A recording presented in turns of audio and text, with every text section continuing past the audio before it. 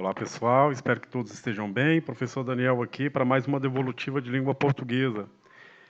Nesta aula em específico, vamos refletir sobre o arcadismo, conteúdo sobre o qual abordamos no roteiro dessa semana, e vou procurar ser o mais breve possível na exposição de alguns conceitos e algumas características desse período artístico, literário, né? Vamos dizer assim, que sucedeu ao barroco.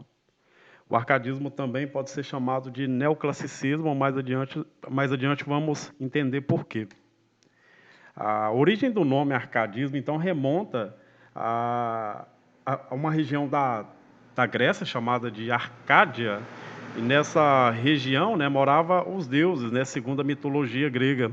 Lá habitavam pastores, né, que além do pastoreio se dedicavam à poesia. A gente vai observar que em cima dessa definição aí, os poetas árcades aí, elas adotam bastante esse estilo de vida, né, dos pastores. Embora esse estilo funcionasse apenas como uma moldura, né, e não funcionasse na prática, vamos dizer assim. As Arcádias, então, portuguesas, foram grupos de poetas que queriam redescobrir o equilíbrio e a sabedoria da antiguidade greco-latina, também chamada de clássica, daí então o nome neoclassicismo. Aqui a gente chega à definição, então, do que é o neoclassicismo. Na verdade, como o arcadismo ele sucedeu ao barroco, ele combate esse período artístico-literário anterior, tendo em vista que o barroco ele se baseava na religiosidade, na fé cristã, e tudo quanto é tipo de arte, de composição artística, ela era baseada, ela tinha como norte a fé cristã e a religião. Portanto, tanto na poesia, nas esculturas, nas pinturas, a gente observava profundamente uma abordagem da fé cristã, da religiosidade, e o arcadismo, ao se contrapor a isso, ele procura o que? O equilíbrio, a razão, e vai encontrar, então, isso lá atrás, né, no período clássico grego, portanto, aí o nome neoclassicismo. O período arcádico ele vivia um contexto do iluminismo, em que predominava a razão em contraposição à religiosidade. Então, a fé cristã, a religião, ela não dá conta, vamos dizer assim, de explicar os dilemas, né, da nobreza daquele período. Então, a razão, juntamente com a ciência, né, ela procura o quê? Explicar a trajetória humana, a vida humana e os seus fenômenos. Então, ela passa então a formar, a organizar, a ditar aí as regras, né, de organização social daquele período. Como eu já falei, né, então o contexto histórico aí é o período das luzes, né, o século das luzes, chamado de iluminismo, em que predominam algumas tendências ideológicas, filosóficas e científicas, né, em que sobressaem aí a recuperação de um espírito experimental, racional, que buscava o saber enciclopédico, em resumo, é o predomínio da ciência, do conhecimento, né? O centro aí, então, era o homem e não mais Deus, como era no barroco. Então, o classicismo, que é o mesmo que o arcadismo, né, foi um movimento artístico-literário formado por artistas, né, e intelectuais que combateu, então, a mentalidade religiosa que predominava lá no barroco, através de quê?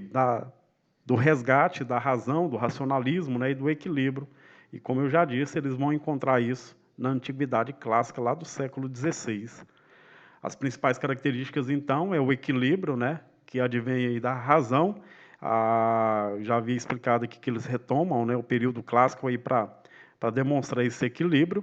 E no arcadismo a linguagem, então, já que se propõe ao equilíbrio, então a linguagem ela deve ser simples, não rebuscada, de difícil compreensão, com exageros lá do barroco. Com isso, então, se excluía então o uso do excesso de figuras de linguagem, como a gente viu no período barroco, o predomínio do uso da metáfora, da antítese, de paradoxos, né, jogos de palavras. Então não havia esses exageros aí. O bocolismo, ela advém do conceito de fugere urbem, que advém do preceito poeta latino Horácio, que é fugir da cidade. Segundo os poetas arcádicos, para alcançar o equilíbrio era necessário, então, sair ali da vida social ali que era comum ali das cidades, né? Mas esses poetas eles continuavam na cidade ali e só usavam a natureza como um plano de fundo e uma moldura para os seus poemas. as frases eram as frases feitas, clichês, lugar comum, então não havia muita invenção de moda, vamos dizer assim, no período arcádico, né? Então, o combate ao rebuscamento do barroco, quer dizer, a jogos de palavras, né? A difícil compreensão, os exageros do barroco eram combatidos. Então, os Árcades usavam expressões como campos verdes, árvores frondosas, ovelhas e gato, tudo remontando à natureza e a vida pastoril, né? Já que era um ideal arcádico daquele momento. O conceito de carpe diem, que vai ser retomado posteriormente lá no romantismo, mais na frente, né? Que aproveite o dia, que no barroco era visto como uma referência à fugacidade da vida, quer dizer, a vida era passageira, passava muito rápido, já no arcadismo não, né? Essa ideia de que deve-se aproveitar o momento, deve-se viver preferencialmente, vivendo em equilíbrio, né? Como uma vida de pastor, né? Em contato com a natureza. Bom, para que o vídeo não ficasse longo, eu comentei apenas alguns conceitos básicos aqui do arcadismo. A única questão que é colocada aí no roteiro é a questão que se refere à aula 3, do dia 24/11, que pergunta aí a questão incorreta de uma série de alternativas, e a afirmação correta é a alternativa B, que traz a afirmação incorreta. Teve em Cláudio Manuel da Costa, o arcadismo, né? O representante que de forma original recusa a motivação bucólica, quer dizer, o resgate da vida no campo, e os modelos camonianos da lírica amorosa, quer dizer, a influência aí da lírica camoniana, que não é verdade.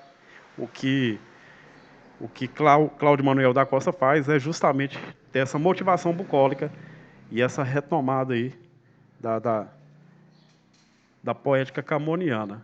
Espero que tenham compreendido. Qualquer dúvida, só chamar. Até mais.